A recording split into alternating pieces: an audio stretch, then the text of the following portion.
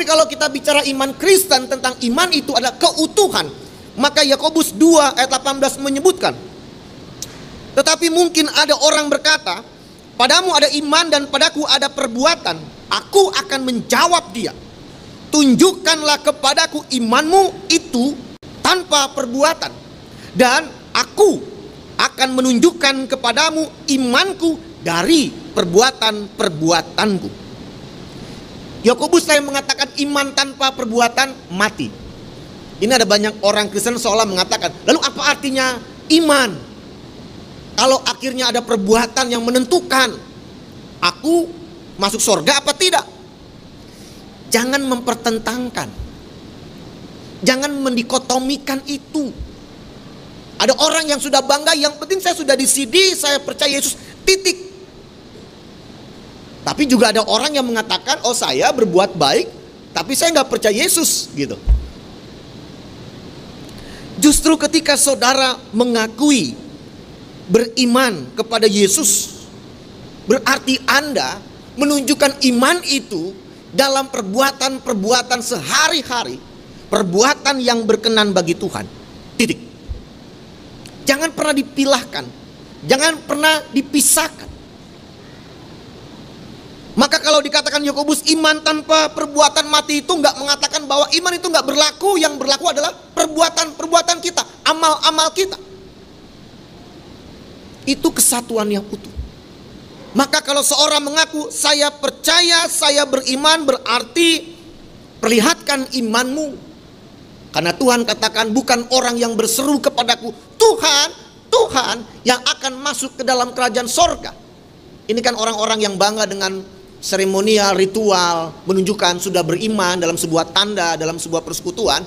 Tapi Tuhan tahu, ketika engkau hanya berseru kepadaku Tuhan, Tuhan, Tuhan katakan aku menilai enyalah engkau. Loh, kenapa kok bisa? Karena dia tidak melakukan perbuatan-perbuatan yang Allah kehendaki. Jadi kalau Bapak Ibu Saudara mendengar firman itu, ayat yang menegaskan bukan orang yang berseru kepadaku Tuhan, Tuhan akan masuk surga. Bukan berarti Tuhan itu menganggap nggak penting iman, nggak penting seruan kepada Tuhan. Justru Tuhan mengatakan, kenapa kita menghinakan seruan itu ketika kita tidak melakukan perbuatan yang baik yang Allah inginkan kita lakukan. Justru orang yang hanya mengaku beriman dan berserah dalam konteks adalah pengakuan semata tanpa perbuatannya, itu merendahkan Tuhan sendiri. Loh, kenapa? Sebab dalam kehidupan Yesus, kehidupannya adalah perbuatan-perbuatan yang menyenangkan Bapa sampai pada kematiannya. Apakah Yesus tidak berserah kepada Bapa ketika dia ditangkap dan bahkan hendak disalibkan? Dia berserah. Apakah berarti Bapa tidak memberkati Yesus dengan cara membebaskan dia dari salib ketika dia sudah berserah? Oh, enggak gitu. Keberserahan Yesus menunjukkan kesetiaan perbuatan baiknya, karena dia percaya rencana Tuhan baik lewat perbuatan baiknya menyelamatkan dunia. Jadi jangan kita bentrokan bahwa kalau orang beriman maka tidak ada penderitaan. Kalau orang beriman tidak merasakan sakit penyakit yang melelahkan dalam proses pengobatannya.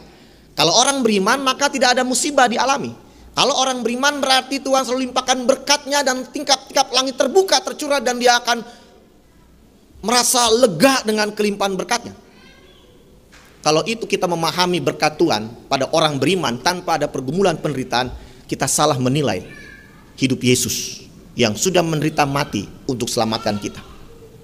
Maka justru Bapak Ibu Saudara, Yakobus mengingatkan, tunjukkan imanmu sepanjang perbuatan baikmu dalam kondisi yang sekalipun tidak mudah untuk dilakukan.